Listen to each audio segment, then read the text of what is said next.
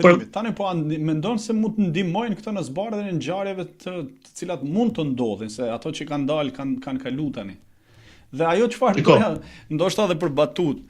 Ore di që puna e këtyre kamerave që i vën grupet kriminale nëpër Tiranë, nëpër Shqipëri, procedurën e personazh i njohur se mos më rezulton të them drejtën te këto monitorimit e kamerave që kanë vendos grupet kriminale. Pra, u bëhe fushata e famshme heqjes e hypjes policëve në shtylla për t'i shkuar ato kamerat e sigurisë dhe çfarë zbuluan pas asaj?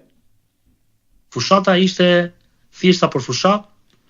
E kupton? Ato referimet që u bën, shkuan këto kompani private të sigurisë dhe thanë janë kamerat tona, i kemi instaluar ne, dhe ti nuk ja të privon dot të drejtë një qytetari të mbaj kamerë. Po, ai s'mund mbaj kamerë në një shtyllë tensionit lart, ose nuk mbaj kamerë në një rrugë publike.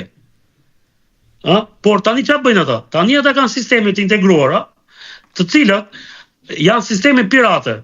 Marrin ose hakerojnë pamjet e Smart City-t ose të kamerave të bashkisë ose policisë dhe integrojnë aty, dhe integrojnë sistemet e tyre.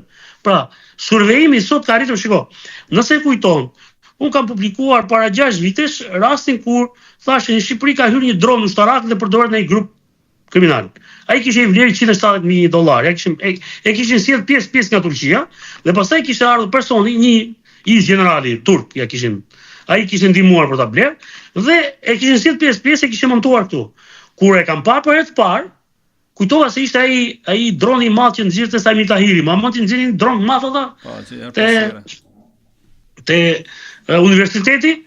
Në fakt, edhe më kishin thënë video qytetarët, në fakt ishte droni që kishte marrë një grup kriminal. Pra, ata kur ai blen $170.000 një dron, dhe ne themi që aty kanë lëvizur tonelata, çfarë kushton atyre që të marrin edhe inxhinier, edhe programues, edhe mjetet e teknologjisë lartë. Smart City, thash, edhe pse po na shitet si një mjet për të luftuar kriminalitetin, është si mbyllja e TikTokut. Digjet që u ndaluan krimet e adoleshentët se mbyllën TikTokun një vit, në fakt e mbyllën për zgjedhjet. A mbyllën për zgjedhjet? Ka lëviz algoritmi s'po i del llogarit tani. Tani, e njëjta gjë, unë mendoj që Smart City është si punë e tunelit Llogaras, që tendri u fitua për 140 milion, i futën dhe i 5 vjeçë ata, Manalti tha, Manalti futi. Ose kur ajo që thot Gysa Gasi që, ore, pse ta lëm tendrin 2 milionë tha, euro, bëjmë 4 milion. Sa ajër po shetoj. Dhe unë bëj një pyetje, pse kamerat e Smart City e kanë vlerën kaq të lartë? Pse është kaq e lartë vlera?